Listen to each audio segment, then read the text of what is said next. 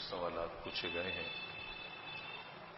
ایک تو سوال یہ پوچھا ہے کہ شادی کو 2 سال ہوئے ہیں، ایک بچہ ہے اور اہلیہ شروع میں نماز کی پابند تھی، اب نماز ناپاکی کا بہانہ بنا کر نماز کو چھوڑ دیا ہے، تو ایسا طریقہ بتائیں کہ وہ نمازی بن جائیں۔ لیکن اس کو ایک تو تلقین کریں، اور اگر بچہ وقت نہیں دیتا، اس کی مصروفیت میں نماز نہیں پڑھ پاتی، تو شوہر کو چاہیے کچھ وقت بچے کو سنبھالے اور گھر میں آئے معلوم کرے اس نے نماز پڑھی ہے یا نہیں پڑھی۔ اگر بچے نے بالکل وقت نہیں دیا تو اس کو لے لے، اسے موقع دے، اپنے سامنے نماز پڑھوائے، تاکہ یہ عذر ہے اگر ہے تو یہ عذر اس کا ختم ہو جائے۔ دوسرا، بعض عورتیں سمجھتی ہیں کہ بچوں کو پیشاب پخانہ دھلانا ہوتا ہے، کپڑے چینج کرنے ہوتے ہیں، شاید وہ ہم اس سے ناپاک رہتے ہیں۔ عورت اس طرح سے ناپاک نہیں ہو جاتی۔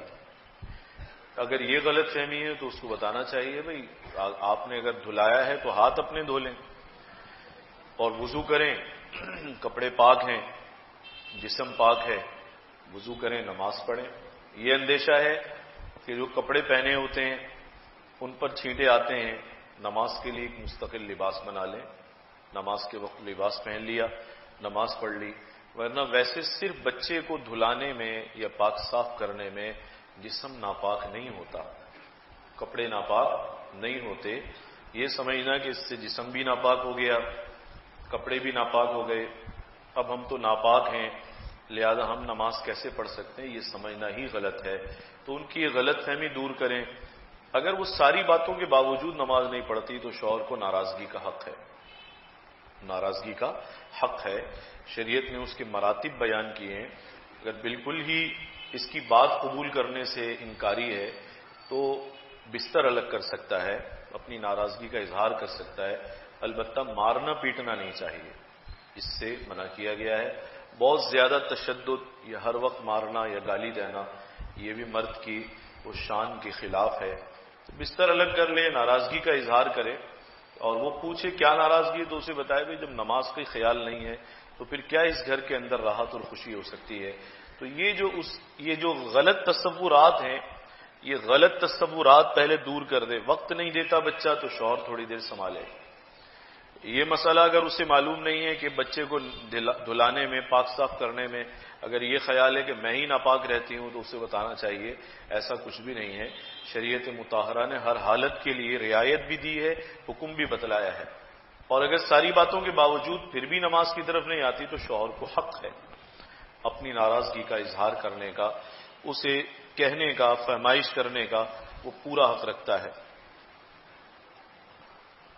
2 سال ہوئے، پیسے لیے، ٹائم دے رہے ہیں، ان کے لیے کیا ہے؟ کوئی کسی سے قرض لے اور پھر اس کے بعد وقت پر نہ لوٹائے اور ویسے ہی ٹالتا رہے تو اسے حدیث شریف میں ظلم قرار دیا ہے۔ مطل الغنی ظلم ہے، بھی انتظام بھی ہے، بس ویسے عادت ہے ٹالنے کی، تو یہ ٹالنا اچھا نہیں ہے، یہ ظلم ہے، سامنے والے کے ساتھ زیادتی ہے، بدسلوکی ہے۔ اس کے حسن سلوک کے جواب میں اس کی جانب سے بدسلوکی ہے۔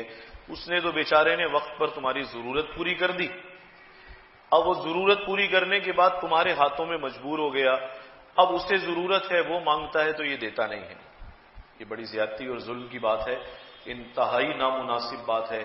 بعض لوگ لوگوں کا لے لیتے ہیں لیکن دینے کے وقت پھر دیتے نہیں ہیں، ٹالتے رہتے ہیں، مدتیں اور زمانے گزار دیتے ہیں۔ حدیث شریف میں اسے ظلم قرار دیا گیا ہے۔ آپ اپنی نارمل زندگی گزار رہے ہیں، کھا رہے ہیں، پی رہے ہیں، گھر بار ہے، دکان ہے، کاروبار ہے، اس کو کیوں تنگ کیا ہوا ہے؟ اس کی ادائیگی کیوں نہیں کرتے؟ اگر خدا نہ خواستہ آپ کو آج کوئی ارجنٹ ضرورت پڑ جائے، آپ اپنی کوئی چیز بھی بیچ دیں گے تو اس کے لیے بھی بیچیں، پھر کیوں نہیں بیچتے اس کے لیے؟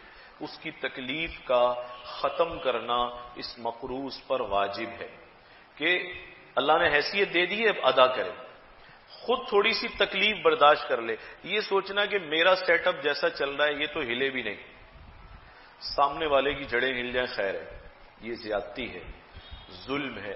کچھ تھوڑی تکلیف اپنے اوپر لے، اور اگر بالکل مخلص ہے، بالکل فقیر ہے، بالکل گنجائش نہیں ہے تو پھر اس سے وقت لے، مہلت اس سے حاصل کرے، یہ صحیح اور شرعی طریقہ ہے۔